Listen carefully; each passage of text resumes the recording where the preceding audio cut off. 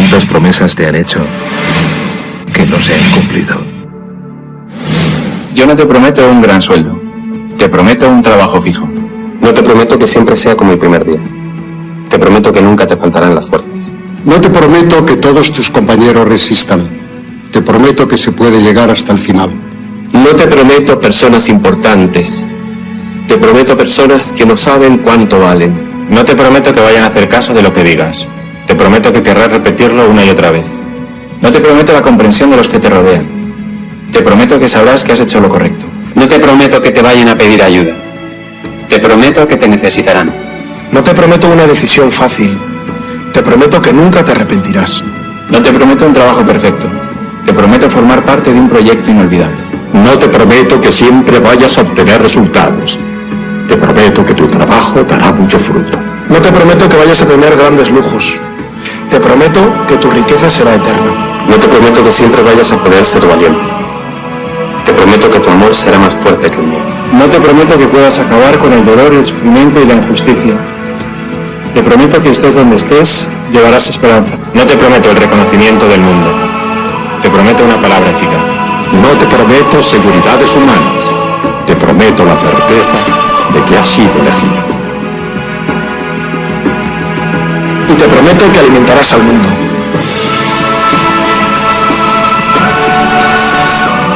Unirás corazones. Acompañarás a los que sufren. Confirmarás a los que quieren ser fuertes. Experimentarás con ellos la verdadera alegría. Sumergirás a los hombres en la verdad. Y serás sacerdote, testigo de Jesucristo.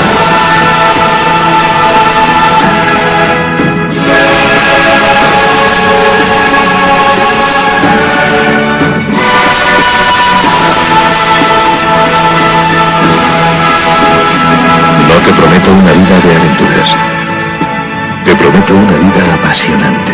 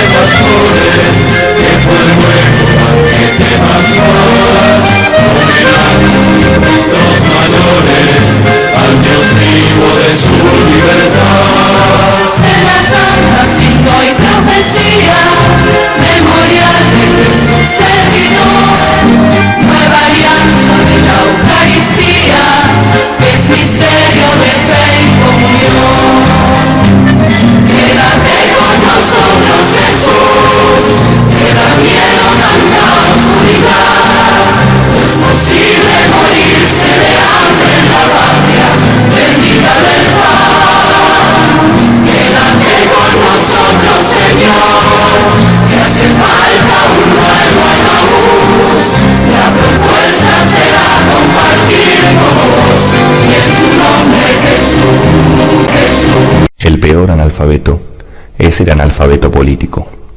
No oye, no habla, no participa de los acontecimientos políticos. No sabe que el costo de la vida, el precio del poroto, del pan, de la harina, del vestido, del zapato y de los remedios dependen de decisiones políticas. El analfabeto político es tan burro que se enorgullece y ensancha el pecho diciendo que odia la política. No sabe que de su ignorancia política nace la prostituta, el menor abandonado y el peor de todos los bandidos, que es el político corrupto, mequetrefe y lacayo de las empresas nacionales y multinacionales. Adelante, diputada Siley.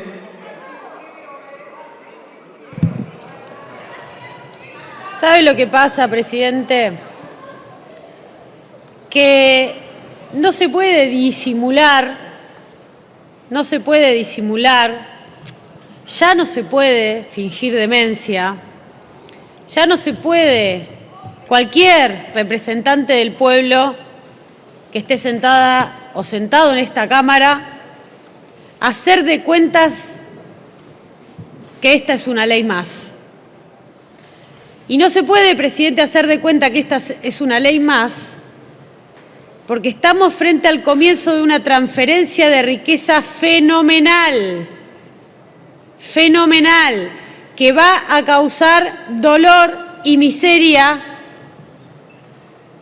a los millones de trabajadores argentinos, formales, informales, trabajadoras de casas particulares, de la construcción, mecánicos, maestras, a todos los que sostienen esta Cámara de Diputados, a los que laburaron antes, a las que laburaron antes, a las amas de casa, la transferencia de riquezas que van a producir a través de estas modificaciones legislativas a todas las leyes que enumeró mi compañero Palazzo, que van desde el derecho individual hasta el derecho colectivo, nunca se ha visto ni siquiera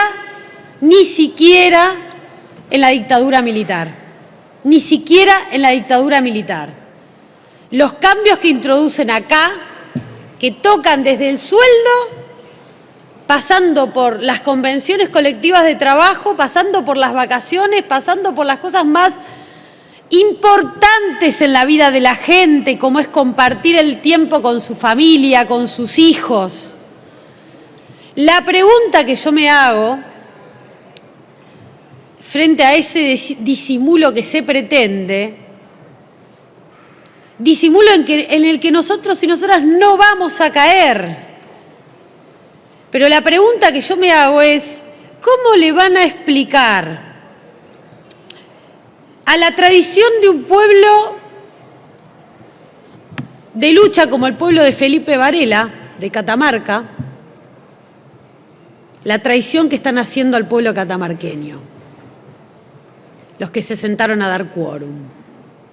¿Cómo le van a explicar al pueblo que tuvo a Martín Miguel de Güemes en Salta la traición que hicieron los salteños que vinieron a dar quórum? O misioneros al pueblo de Andresito, o esos tucumanos. Y no estoy hablando de ningún tucumano, ningún salteño, ningún catamarqueño de La Libertad Avanza, porque eso es honestidad intelectual.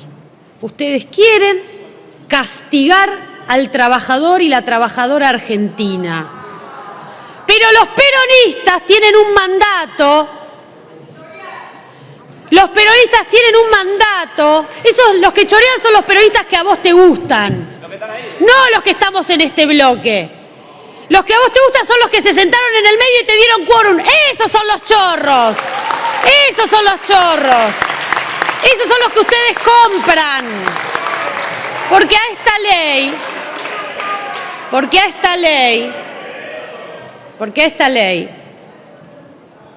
esta media sanción, también la está atravesando una Banelco. También la está atravesando, pero lo lamentable del paso del tiempo es que esa Banelco hoy es a la luz del día, porque son las cajas de las provincias, que yo diría más bien que son las cajas de los gobernadores, no de las provincias, porque después la gente no ve nada, no ve que le llegue nada, y ahora con estas normas va a haber mucho menos. Lo lamentable es que en esas provincias donde el pueblo trabajador le dio el voto a un peronista, en 2 años va a ganar La Libertad Avanza. Felicitaciones a los que dieron quórum. Felicitaciones a los que dieron quórum. Es esa la tragedia cuando no hay coherencia y cuando se traicionan las banderas. Entonces, como diputada, hago responsable a esos gobernadores de la quita de derecho más fenomenal que va a tener el pueblo argentino de aprobarse esta norma. Hago responsable a esos gobernadores.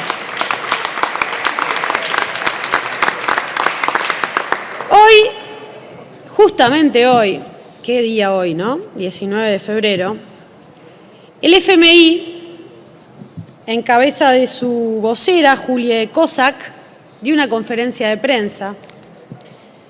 Y bueno, acá tengo los titulares de Clarín y de Infobae, solo para traer algunos. Permiso para leer, presidente. El FMI valoró avances en la reforma laboral y apertura comercial, aunque pidió mitigar los costos de la transición. No sé cómo van a hacer para mitigar esto, realmente. El otro dice, Clarín, el FMI apoyó la reforma laboral, cree que va a bajar la informalidad y crear empleo. ¿Vieron cuando decíamos que monocordemente se escuchaba leer el título de este proyecto, que es Modernidad, cuyo contenido es absolutamente opuesto y antagónico al título? Y decían la modernidad que va a generar empleo, y va a generar empleo, y va a generar empleo, y que esta ley va a generar empleo. Ahora ya sé quién era el director de la orquesta. Ahora ya sé quién era el director de la orquesta, el Fondo Monetario Internacional. Por eso, en esta mini ley ómnibus que se está votando nuevamente acá, yo escuché una vez pedir, cuando se votó ley bases, al diputado Pichetto que no mande el gobierno más leyes ómnibus. Bueno, se ve que el diputado Pichetto no lo escucharon en el gobierno. Volvieron a mandar una ley ómnibus, una ley que contiene muchas cosas. ¿Qué contiene esta en particular? La reforma laboral, la reforma tributaria, que a esas provincias que dieron quórum les van a sacar miles de millones y miles de millones, porque sacaron el impuesto a las ganancias, pero dejaron el impuesto, el otro tipo de quita de impuestos a los bienes suntuosos. Entonces se esconde la reforma laboral, la reforma tributaria y la reforma previsional. Barra reforma previsional, que con el FAL también se convierte en una reforma financiera para el rey del rollover, Toto Caputo. Entonces, en este paquete de pretensiones del Fondo Monetario Internacional se inscribe lo que mi compañero Paco Manrique llama el plan macabro, porque necesitan sí tener laburantes argentinos y argentinas, laburantes de tradición de lucha, laburantes de tradición de mirar a los ojos al patrón, los necesitan tener sumisos y sumidos en la pobreza. Solo así, de esa manera, van a tener el terreno libre para venir a apropiarse de las riquezas de esta patria. Por eso hoy se vota algo trascendental para nuestro país. Algo trascendental para nuestro país.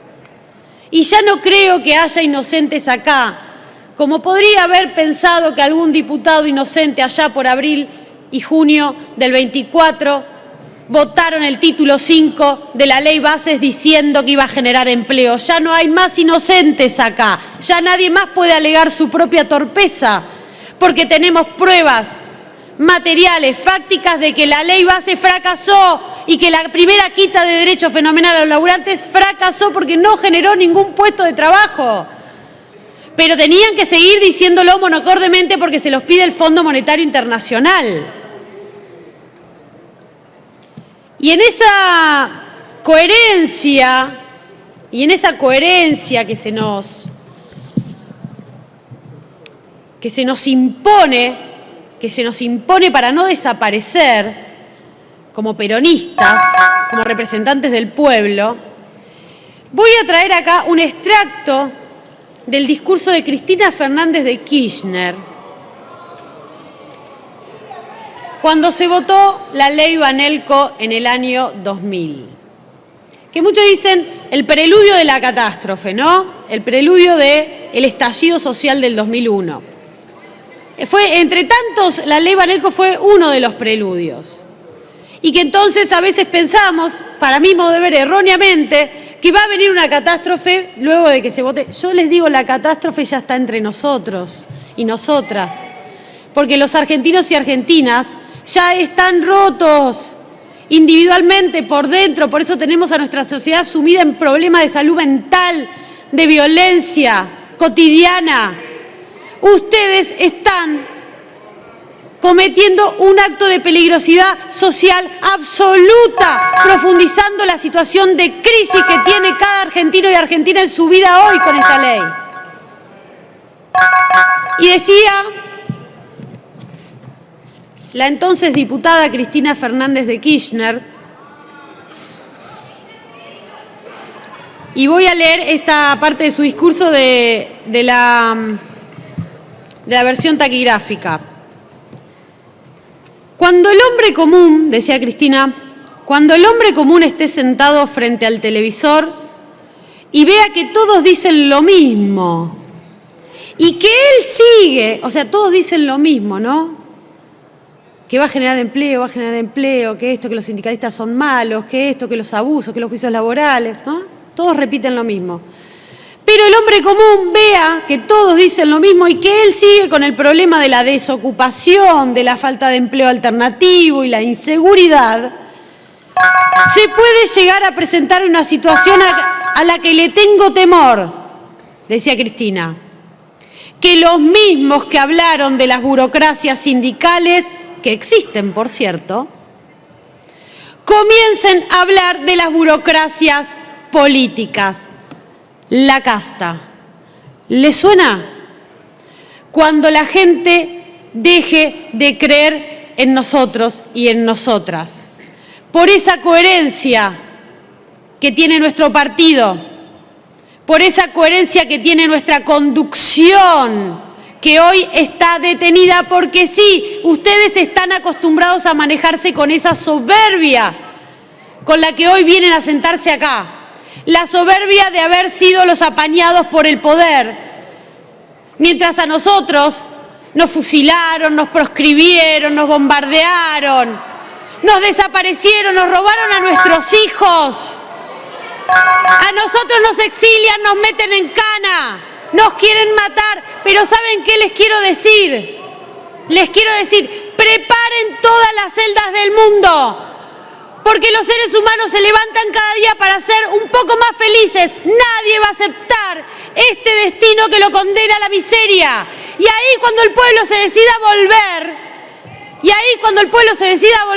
vamos a ver los dirigentes que estamos dispuestos, sí, también a ocupar una celda en función de la felicidad del pueblo. Muchas gracias. Muchas gracias, diputada Siley. Diputada Siley. Tiene la palabra, señor diputado. Gracias, presidente. Solamente para leer una noticia a raíz de un discurso de un diputado preopinante que inexplicablemente habló mal de la ley y dijo que le iba a terminar votando porque estaba a favor de las pymes. Bueno, por ahí esta es la razón. Título de DNI Salta, Outes, mano derecha de Sáenz, perdió un juicio laboral tras dejar a un trabajador incapacitado de por vida y no quiere pagar. La impunidad del hoy diputado nacional que dejó postrado, abandonado y con una vida arruinada a José Cristian Toledo, quien recibió una descarga eléctrica trabajando para su empresa de adoquines y quedó con un 84% de incapacidad en su cuerpo. Pasaron 13 años y Outes desobedeció en todo momento de la justicia respecto del pago de la indemnización por las irregularidades de su empresa y por someter a sus trabajadores a condiciones pésimas, sin protección y en negro. Nada más, presidente. Gracias, diputado. Señor diputado. El mundo está cada día mejor. Y un pobre de hoy vive igual o mejor que casi un rey de hace 100 años, porque tiene cloaca, tiene agua corriente, tiene acceso al transporte público, tiene acceso a la educación pública, o sea, en los lugares donde las cosas funcionan, ¿no? ¿Y por qué? Porque sabe todo lo que le falta tener. Y eso es una locura, correr detrás de lo que vos creés que deberías tener. Los dos temas que quiero hablar hoy son la deuda de las familias y la destrucción de nuestra industria. Creo que son los dos temas principales. Millones de argentinos y argentinas que no están llegando a pagar la tarjeta de crédito, el crédito personal, el crédito hipotecario, la deuda con alguna aplicación, con alguna fintech, porque no les alcanza el sueldo. No es porque no quieren, no es que en general si podés pagar la tarjeta la pagás, pues es un problema no pagarla. Si podés pagar el crédito lo pagás y no lo están pagando porque no les alcanza el sueldo, que es el principal quilombo que tenemos hoy en la Argentina. Y como no les alcanza el sueldo y no pueden pagar la tarjeta, no consumen o consumen menos. Y ese es el principal quilombo que tienen las empresas, las fábricas, los comercios. Cuando el INDEC, siempre mostramos este dato con Fer Alonso, hace una encuesta de negocios, que está publicada en la página del INDEC, que no hay que ser mago para encontrarla, y le preguntan a los empresarios, tanto de industriales como comerciantes, che, ¿cuál es tu principal quilombo? No te dicen los juicios laborales, los impuestos, las cargas patronales, las reglas claras, todas estas cosas que dice el gobierno. Te dicen, no vendo nada. Ese es el principal quilombo hoy. Entonces, lo que ya vendieron, las familias están endeudadas y no lo pueden pagar. Y después, no venden. Digo esto porque por ahí el equivocado soy yo, pero que yo sepa, la mayoría del trabajo en la Argentina lo generan las pymes y sobre todo las pymes industriales y los comercios. Y la Argentina está compuesta por familias, no por ultra ricos y mega millonarios y amigos del presidente que no tienen estos problemas. Entonces, para mí son los dos temas principales. No es así para la dirigencia política. Que votó la semana pasada, como si fuera urgente y necesario, una ley, la ley de reforma laboral, que esta semana le van a terminar de dar el último brochecito que queda, casi un detalle, que baja los sueldos, que elimina derechos, que prohíbe protestar, que crea una justicia laboral a medida de los empresarios y un montón de cosas, y que tiene en realidad un corazón, que es el que hemos marcado, que es el FAL, que es este Fondo de Asistencia Laboral para despidos gratis. Lo que va a haber en la Argentina son despidos gratis para el empresario. Y en ese despidos gratis un negocio financiero para el ministro de Economía y sus amigos, porque toda la plata que tenía que ir al ANSES, en realidad una parte de la plata que tenía que ir para el ANSES, para pagar jubilaciones, para que los jubilados puedan también pagar sus tarjetas de crédito, su comida, etcétera, va a ir a los bancos que van a hacer un negocio financiero con eso y después los empresarios van a poder despedir gratis con la guita que esté haciendo ese negocio financiero. Entonces la prioridad, en vez de ser cómo las familias pagan sus deudas, es hacer un negocio para Caputo y sus amigos y que algunos empresarios puedan despedir barato. Y este gráfico que estoy mostrando en pantalla es un gráfico que hizo el Instituto Argentina Grande, que te muestra cuánta guita va a perder la ANSES por hacer gratis las jubilaciones. Ellos calculan 2.600 millones de dólares al año. Y lo comparan con otros temas que están dando vueltas. Por ejemplo, recién Emi Pizarro contaba del financiamiento universitario. Que recuerden, el Congreso lo votó, Milei lo vetó, el Congreso sostuvo la ley a pesar del veto, Milei no lo cumple y ahora manda un proyecto de ley de financiamiento universitario que baja lo que estaba. Pero este cálculo que hacen el Instituto Argentina Grande te muestra que todo el presupuesto de Ciencia, Tecnología e Innovación 2026 es menos de la mitad del Fondo de Asistencia Laboral, del FAL. Menos de la mitad. Que el mantenimiento de todos los caminos de la región Buenos Aires es un cuarto. O sea, 2.600 millones cuesta el negocio de Caputo y 639 millones de dólares cuesta mantener todos los caminos de la región Buenos Aires. ¿Sí? Y ni hablar si lo comparás con el presupuesto del Garrahan. El Garrahan total te cuesta 182 millones de dólares al año. Tenés 15 Garrahans. 15 hospitales Garrahan completos en este choreo de la guita del ANSES que se van a llevar los amigos de Caputo. Entonces, eso están votando. Eso votaron, de hecho. Este artículo ya está aprobado. Lo único que se va a discutir ahora el viernes es si te podés enfermar y que no te bajen el sueldo. Y ojo que si el Senado lo quiere sostener, puede. Ojo, todavía ni siquiera eso se ha dado de baja. Lo cambió diputados, ahora veremos el Senado si lo sostiene o deja el cambio.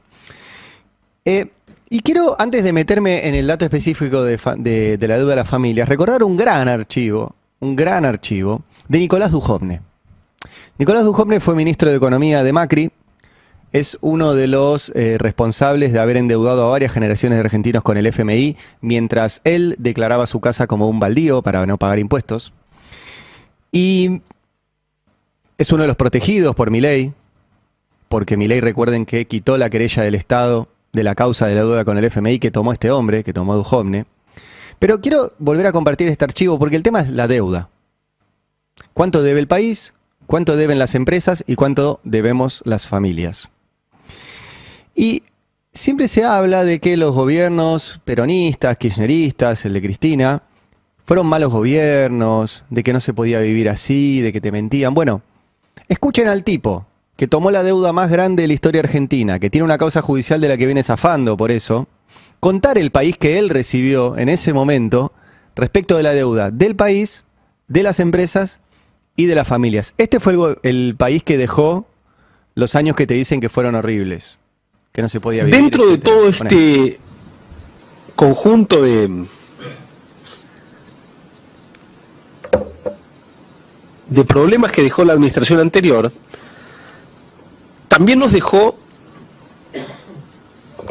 una bendición, que es que el gobierno anterior era tan estrafalario, tan poco comprensible, tan poco homologable para el resto del mundo, que nadie le prestaba plata. Entonces, la Argentina hoy tiene niveles de endeudamiento bajísimos, tanto a nivel del gobierno, como a nivel de las empresas, como a nivel de las familias. El gobierno argentino hoy tiene una deuda neta, si le restamos lo que se debe a sí mismo después de que nacionalizó los fondos de pensión, de 20% del PIB. Si le sacamos de eso los organismos internacionales, 16, y de esos 16 puntos, 8 denominados en moneda extranjera. Es una deuda realmente muy baja. Las empresas tienen un endeudamiento inferior a 1/3 de su patrimonio. Son niveles de apalancamiento bajísimos en cualquier medida regional o internacional. País desendeudado, empresas desendeudadas, familias desendeudadas. Eso dejó el kirchnerismo. Hay un detalle. La deuda en sí misma no es algo bueno o malo. Si vos te endeudás para hacer un puerto de aguas profundas o una ruta o una obra de infraestructura, bueno, eso tiene un repago. Más allá de que lo genere específicamente esa unidad, tiene un repago en términos de economía general. Si vos te endeudás para pagar deuda, o para hacer timba, o para que tus amigos hagan negocio financiero con el dólar barato, no tiene sentido. Lo mismo en tu casa. Si vos te endeudás para comprarte una casa, bueno, está bien, te endeudaste, pero te capitalizaste, tenés una casa, etcétera. Ahora, si te endeudaste para ir al casino, y encima perdiste en el casino, no tiene mucha lógica. Bueno, eso es el país que recibió el macrismo. A partir de ahí fue todo para abajo. Fue todo para abajo. Con 4 años de Macri, donde creció la deuda de las familias, del país y de las empresas, un gobierno peronista que estabilizó eso, intentó que no se cayera más y tuvo en medio de una pandemia, o sea, logró que no se cayera más con una pandemia, y ahora el gobierno de Milei que empuja ese mismo proceso directamente al precipicio. O si lo ven al revés, sube fuerte la deuda de las familias. Estamos en récord. Vamos a ir mostrando los datos. Este gráfico es también del Instituto Argentina Grande, al cual les recomiendo que sigan en redes, que te muestra cómo sube la mora, o sea, el no pago de los créditos personales, de las tarjetas de crédito, de los créditos hipotecarios, de las deudas prendarias. Si podés hacerme zoom en el final, para que se vea el subidón de todo.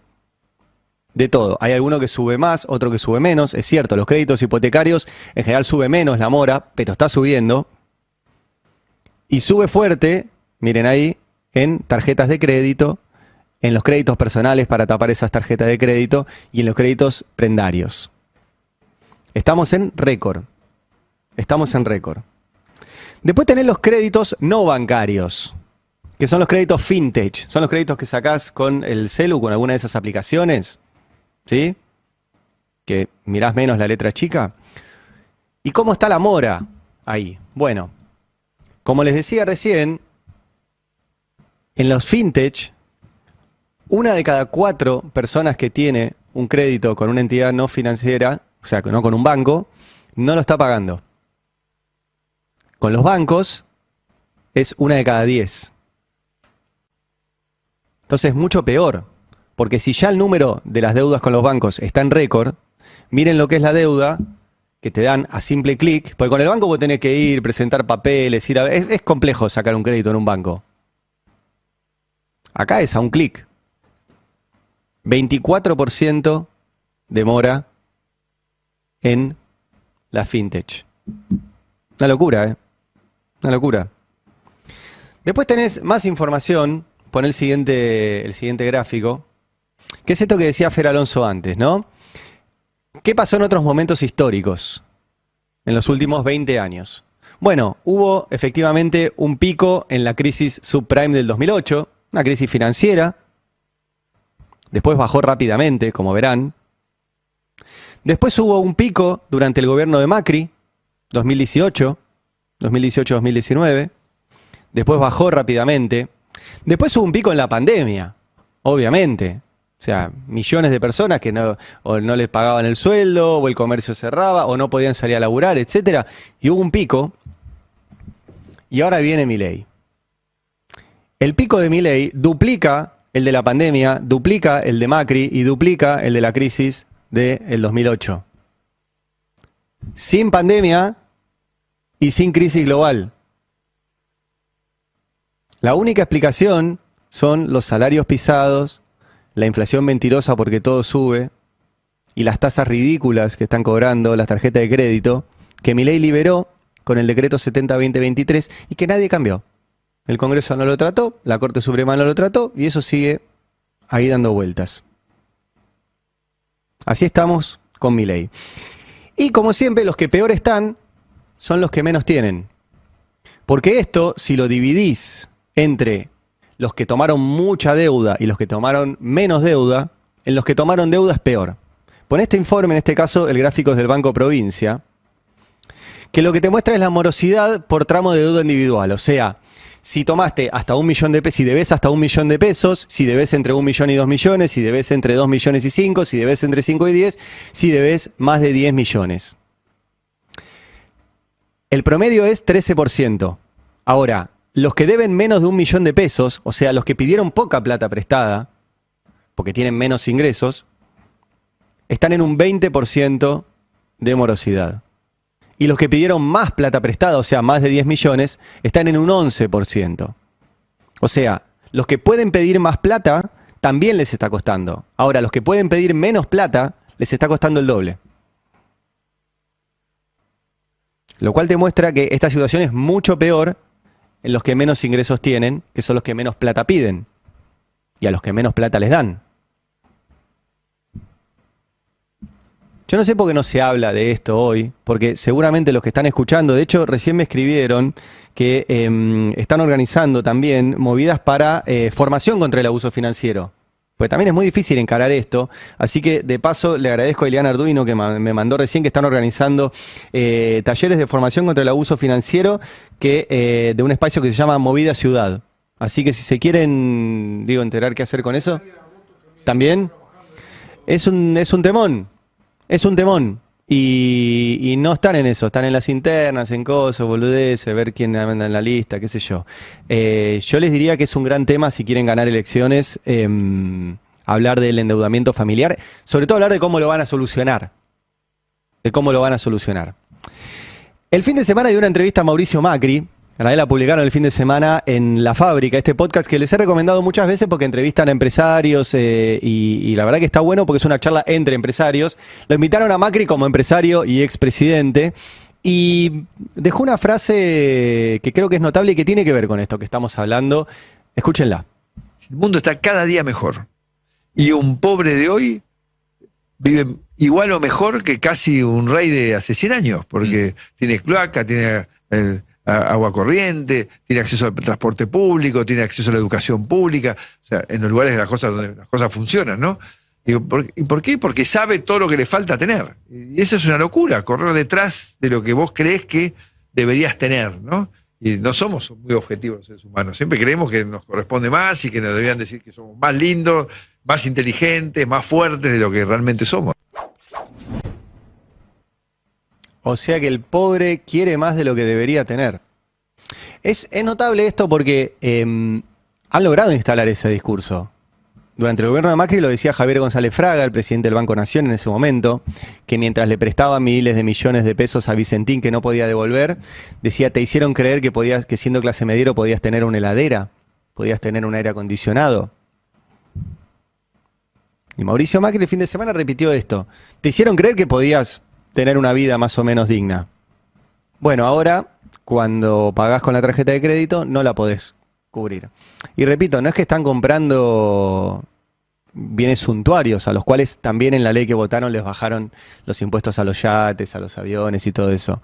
Hay gente comprando morfi, fideos, arroz, capaz que carne si la carnicería te acepta la tarjeta de crédito, y después no puede cubrir la tarjeta de crédito. Repito, récord de morosidad en tarjetas de crédito, en créditos personales, en créditos hipotecarios, en créditos con la fintech, y los que peor están son los que tienen los créditos más bajos. La cantidad de mensajes que tenemos acá en el chat es impresionante sobre esta situación. Esto se junta con la crisis industrial que hay en la Argentina, la crisis de empleo, un gobierno que ya generó el despido de cerca de 300.000 personas del sector privado, registrado, ni hablar del no registrado, ni hablar del sector público, en el cual cierran 30 empresas por día, y que firmó un acuerdo con Estados Unidos que supuestamente nos iba a salvar de esta situación. Un acuerdo que es calcado a lo que firmaron otros países igual de sometidos con Estados Unidos. Mostraba Fer el otro día, creo, el que se firmó con Bangladesh, y tiene las mismas reglas que el argentino, lo cual muestra que la parte estadounidense puso lo mismo y ni Bangladesh ni Argentina negoció.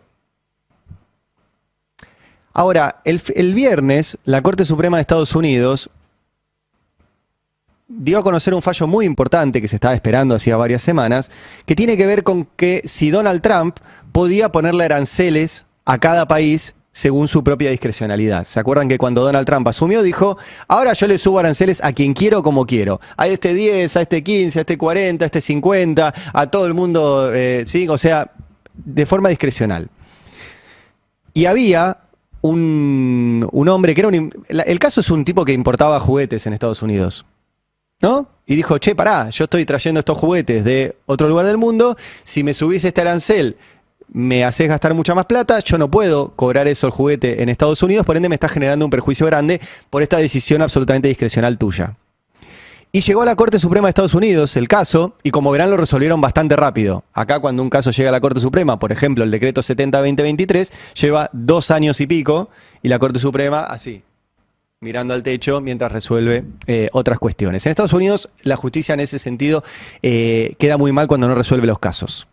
Y 2 veces al año se publican todos los casos que tienen sin resolver los jueces, y está muy mal visto que un juez tenga cajoneados expedientes. Bueno, la Corte Suprema resolvió y le dijo a Trump, vos no podés hacer esto. Por ende se cayeron todos esos aranceles discrecionales que había puesto Trump. Y empieza la discusión, ¿qué pasa con la Argentina? Porque la Argentina supuestamente había sido beneficiada con Trump con un 10% de aranceles, que era lo mismo que le había puesto, por ejemplo, a una isla donde solamente viven pingüinos y lobitos marinos. O sea, nos había metido en la volteada. Después habíamos firmado este acuerdo con Estados Unidos donde supuestamente bajaban los aranceles de 1000 y pico de productos argentinos para venderles a ellos a 0. El fin de semana, obviamente, esto estuvo en discusión y el canciller, Pablo Quirno, tuiteó, hay una nota acá en este caso que decía, el fallo de la Corte Suprema de Estados Unidos destruye el acuerdo de comercio Milei-Quirno. Y Pablo Quirno dijo, no, punto, abrazo, punto.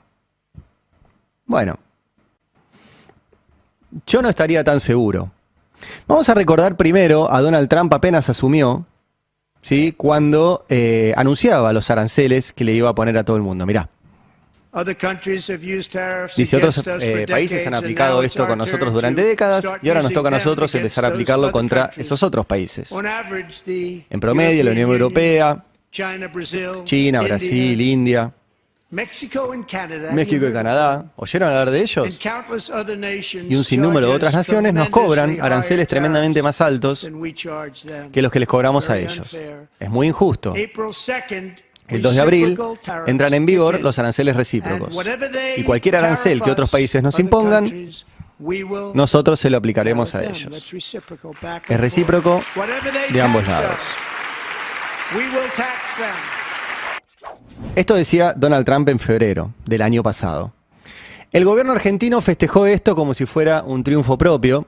Vamos a escuchar al entonces vocero, Manuel Adorni, diciendo que Argentina había sido beneficiada. Mirá. En lo que por supuesto fuimos beneficiados en virtud de cuando uno ve la tabla de aranceles o ve los aranceles que se impusieron a otros países, así que seguiremos trabajando juntos en lo que consideramos que es una relación maravillosa que tenemos con Estados Unidos. Bueno, la tabla de aranceles no mostraba una relación maravillosa. De hecho, repito, a la Argentina le tocaba un 10%, que era lo que le tocaba a la enorme mayoría del planeta. Por ejemplo, a Brasil, ¿sí?, que se negaba a someterse a las decisiones de Donald Trump. Y repito, le tocaba incluso a países que metieron en la volteada y que donde no había ni siquiera población. Esa era la relación privilegiada. Obviamente Milei tuiteó sobre esto, habló mucho, dijo "Friends will be friends", ¿sí?, y compartió el gran tema de Queen, que no tiene, pobre, la culpa ni Freddie Mercury ni Brian May con estas cosas. Pero bueno, esto vinculado a la decisión de Donald Trump de ponerle los mismos aranceles a todos. Ahora, esto es lo que se cayó ahora con esta decisión de la Corte Suprema de Estados Unidos. Esta decisión discrecional de Donald Trump, decir a este país le pongo 5, a este 7, a este 10, a este 15, a este 20, a China 140.000. Esa discrecionalidad de Donald Trump se cayó. Acá está la noticia en uno de los tantos portales. Esto le genera un quilombo hacia adentro de Estados Unidos y hacia afuera de Estados Unidos. ¿Por qué? Voy a tratar de hacerlo rápido. La decisión de Trump tiene que ver con una idea de Trump de cuidar la industria de Estados Unidos, de romper con la lógica de la globalización de la economía, por la cual era más conveniente para una empresa estadounidense tener una fábrica en otro país y vender en Estados Unidos o vender en el resto del mundo que tener la fábrica en Estados Unidos. Por ende, un poco el paraguas de las decisiones de Trump es: vení, trae la fábrica acá. Si tenés la fábrica en Canadá, la traes a Estados Unidos. Tenés la fábrica en México, la traes a Estados Unidos. Tenés la fábrica en Malasia, la traes a Estados Unidos. Eso puede tener cierta lógica. Yo estoy de acuerdo en términos teóricos. Ahora, una fábrica no se cambia de un día para el otro. Una cadena productiva no se puede cambiar de un día para el otro. Y esta decisión discrecional de Trump, capaz que no tenía que ver con eso, sino con la forma que tiene Trump de negociar otras cosas en el resto del planeta, y generó un descalabro monumental. Ahora, esta suba de aranceles lo que hizo fue generar que los precios suban en Estados Unidos, porque los importadores de Estados Unidos tuvieron que empezar a pagar más por productos que traían de afuera. Y eso le generó un perjuicio a gente de Estados Unidos. Bueno, ya hay gobernadores en Estados Unidos y empresarios que están diciendo: ahora devolveme la plata. Después de esta decisión de la Corte de Estados Unidos, devolveme la guita. Poné el tape número 16, ¿sí?, donde tenemos a Gavin Newsom, que es el gobernador de California, donde le exige a Trump: give me the money. Mirá. En lo que respecta a los aranceles, estos fueron ilegales desde el mismísimo primer día. Estábamos en Fresno, fuimos el primer estado, fui el primer gobernador en anunciar la demanda con el fiscal general Bonta sobre los aranceles ilegales bajo la autoridad de emergencia que Donald Trump estaba ejerciendo. Me resulta impactante que 3 miembros de la Corte Suprema realmente estén de acuerdo con Donald Trump. No hay nada en la Ley de Facultades de Emergencia Económica Internacional que le otorgue al presidente de los Estados Unidos autoridad unilateral para imponer un aumento de impuestos a los ganaderos, a los agricultores, a las pequeñas empresas, a ti y a mí. Donald Trump debería devolver ese dinero de inmediato. Tiene una obligación, $1,751 por cada familia que fue grabada por Donald Trump. Él tomó cientos de miles de millones de dólares de la gente trabajadora, de la comunidad agrícola, de las pequeñas empresas, todo por este capricho vanidoso, esta acción completamente ilegal, y finalmente se le hizo rendir cuentas. El Estado de Derecho prevaleció. Este tipo es un tipo muy importante porque es el gobernador de California, él es demócrata, él quiere ser presidente de los Estados Unidos, pero además gobierna un estado que, si fuera un país, sería la 6ª economía del mundo. O sea, estamos hablando de un tipo muy importante en la política interna de Estados Unidos. Obviamente está jugando su interna, pero es un poco la punta de lanza de otros gobernadores, el de Pensilvania, el de Illinois, que ya le mandaron a Donald Trump, a uno le mandó la factura directamente, diciéndole: toda esta plata me debes. Y Donald Trump reaccionó y dijo: a mí la Corte Suprema no me interesa, y reaccionó diciendo, bueno, ya que la Corte Suprema no me dejó decidir yo cuánto le pongo a cada país, a Argentina 10, a Brasil 10, a China 40, a Europa 30, a lo que sea, ahora le subo a todos a la vez.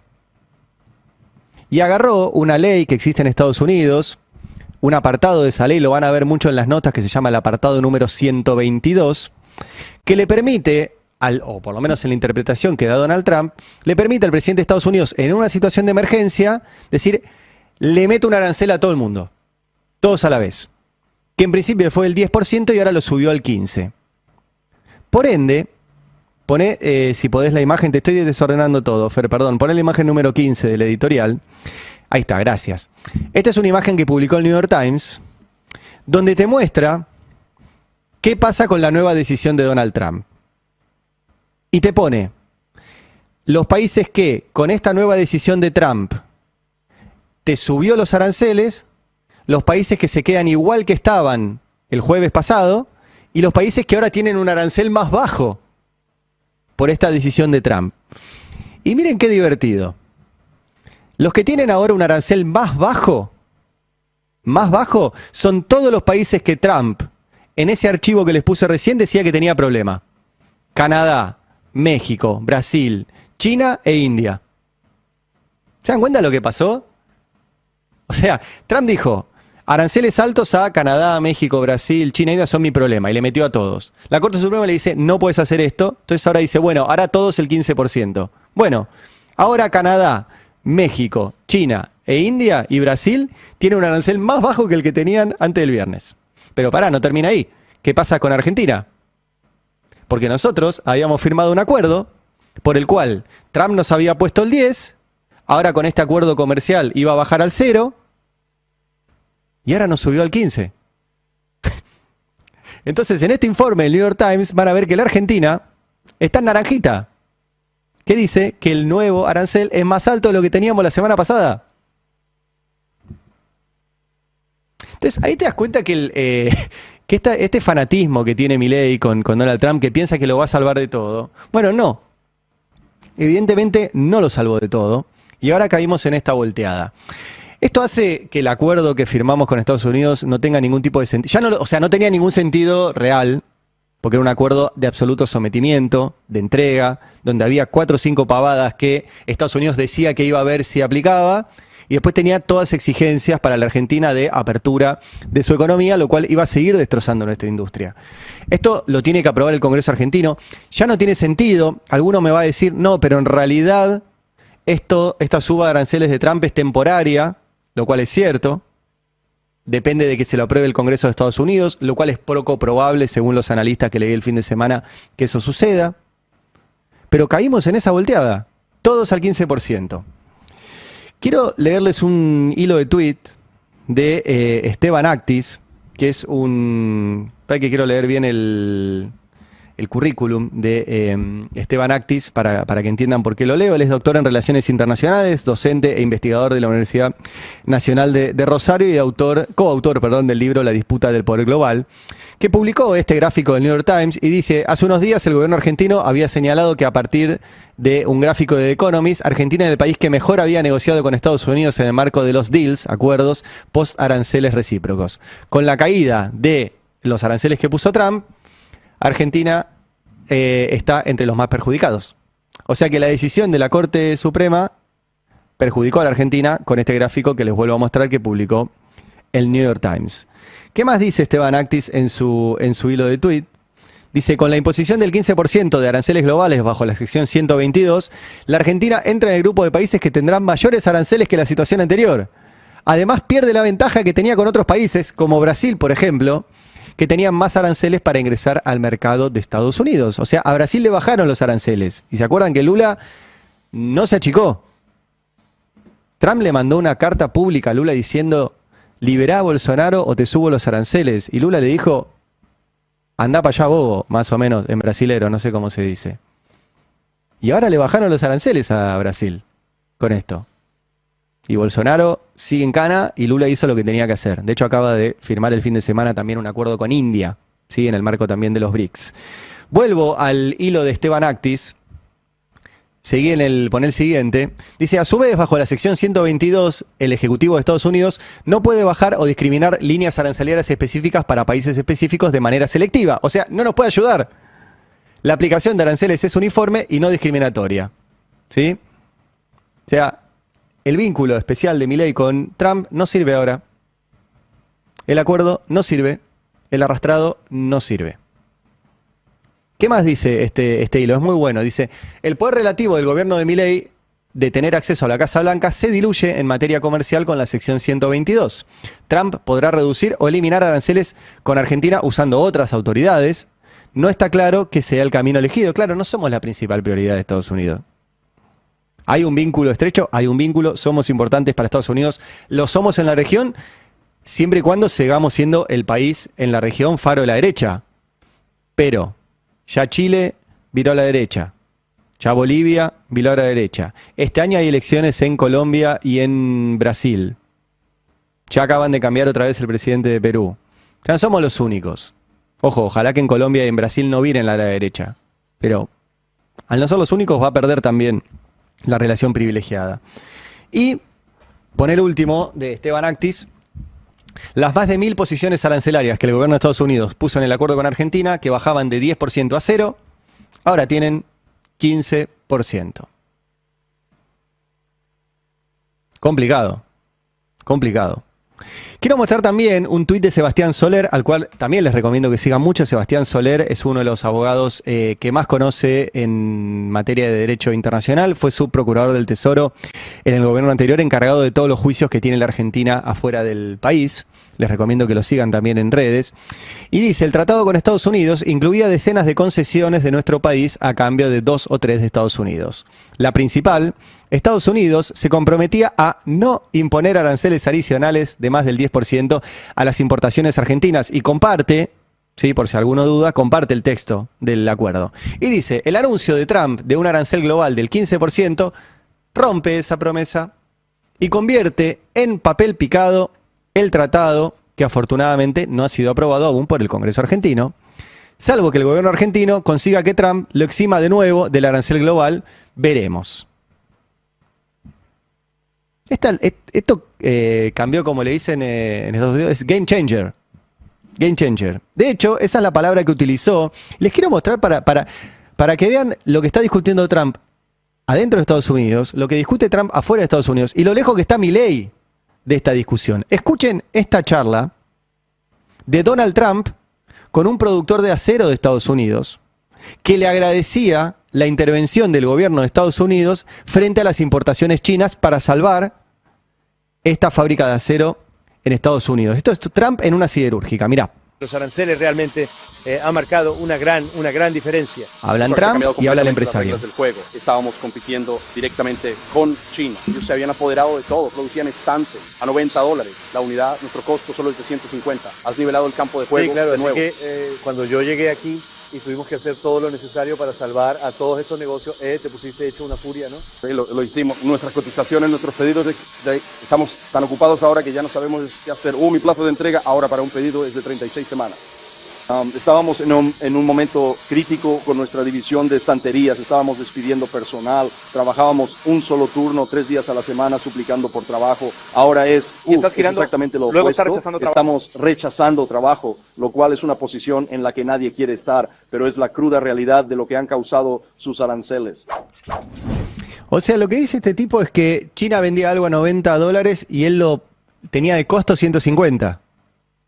Ahora Trump le puso un arancel al chino, entonces lo puede vender él a 150 de costo.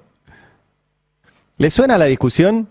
Es la misma discusión del gobierno acá, que te dice, no, yo voy a dejar que entre el neumático chino o coreano o de algún lado, porque FATE te estaba cobrando mucho más caro que ese neumático. ¿Qué hizo Trump en Estados Unidos? Le puso un freno al ingreso de eso. Vos podrás decir, no, pero Trump está haciendo que los estadounidenses paguen más caro las cosas. Bueno, por ahí está haciendo que la fábrica en Estados Unidos exista.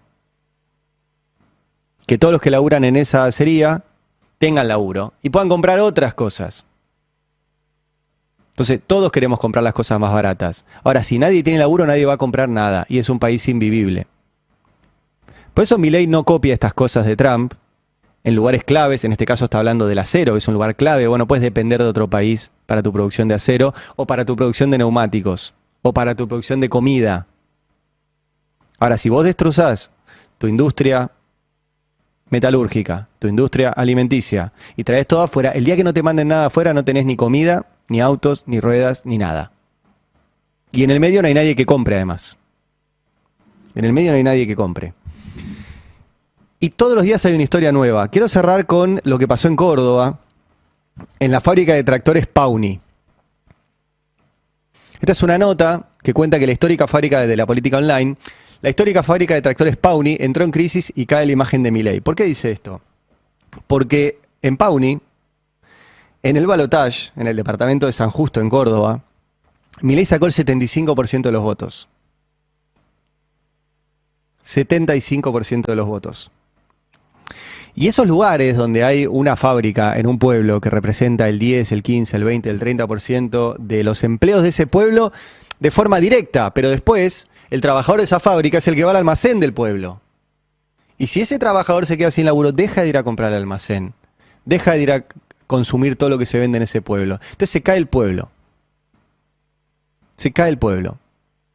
Y esto está pasando en todos lados. Poné la última, la imagen de la cantidad de listas de empresas con cierre, suspensiones y despidos que hubo en estas horas, que son tremendas. FATE, 920 trabajadores. Me lo puedes poner un poco más grande, ¿no? Ilva, la de los cerámicos, histórica de cerámicos.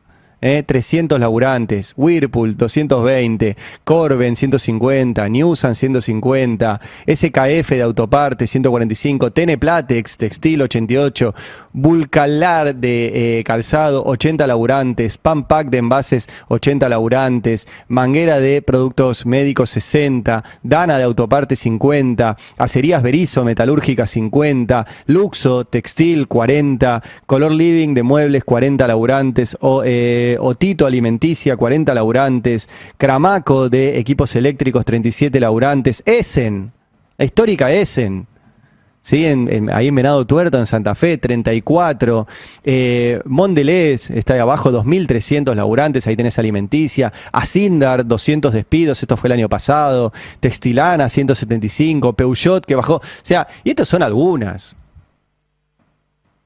Tenemos 30 empresas por día que cierran. 30 empresas por día que cierran. Entonces, para mí, va por este lado. Va por las familias endeudadas, por las empresas que cierran, porque cada vez se consume menos, y porque encima esta relación supuestamente privilegiada por el fanatismo de Milei, vamos a caer encima de la volteada como un país arancelado igual que todos los demás. Entonces esta cosa va a seguir empeorando. Menos mal, por lo menos, si se cae el acuerdo con Estados Unidos de que eso no va a abonar también a la destrucción de nuestra industria. Pero bueno, nuestra industria se está destruyendo porque no vende. Porque no vende. Y con familias endeudadas como están ahora, no va a vender. Los pobres que se odian entre ellos. Cómo la ingeniería social del poder programa el odio horizontal para que nunca miremos hacia arriba. No es espontáneo, no es casual, es diseño.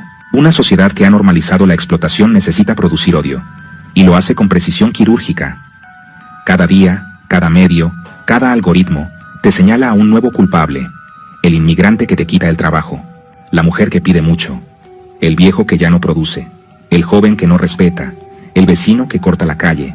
Tu pareja, tu hijo, tu propio reflejo. Nos entrenaron para desconfiar de quien tiene lo mismo que nosotros. Casi nada. Y así, el pobre odia al pobre. El explotado desprecia al explotado. El precarizado desconfía del que sobrevive distinto. Mientras tanto, los de arriba no aparecen. No tienen rostro, no tienen acento. Tienen offshores, apellidos y blindaje. Y siguen cobrando.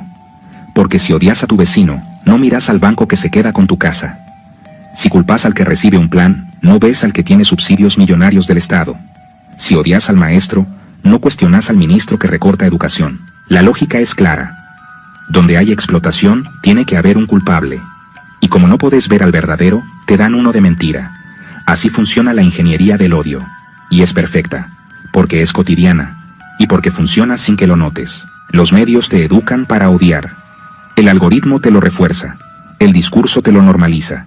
La política lo explota. Y vos lo repetís como si fuera pensamiento propio. Odias al otro pobre, porque es lo único que podés hacer sin consecuencias. Odias en horizontal, porque en vertical no se puede mirar sin que tiemble todo. El modelo no necesita represión si ya logró que la gente se odie sola. Y en ese clima, todo se descompone. El padre odia al hijo, el joven al anciano, el trabajador al desempleado, el que alquila al que ocupa, el que paga al que recibe, el que critica al que apenas sobrevive. Y mientras tanto, los verdaderos responsables siguen sin nombre ni rostro. Nadie odia al rico. Nadie odia al que finge neutralidad desde su despacho. Nadie cuestiona al experto que explica la pobreza como si fuera un fenómeno natural. Porque ellos no se ven. Y lo que no se ve, no se toca, no se juzga, no se odia. Y esto no es un fenómeno aislado. En toda América Latina ocurre igual. En Argentina, los medios señalaron durante años al piquetero, al beneficiario de un plan, al trabajador informal, mientras el FMI se llevaba el futuro y las fortunas salían por Ezeiza. En Colombia, se criminaliza al joven de barrio, al mototaxista, al que vive en la informalidad, mientras los corruptos blindan su riqueza en Panamá.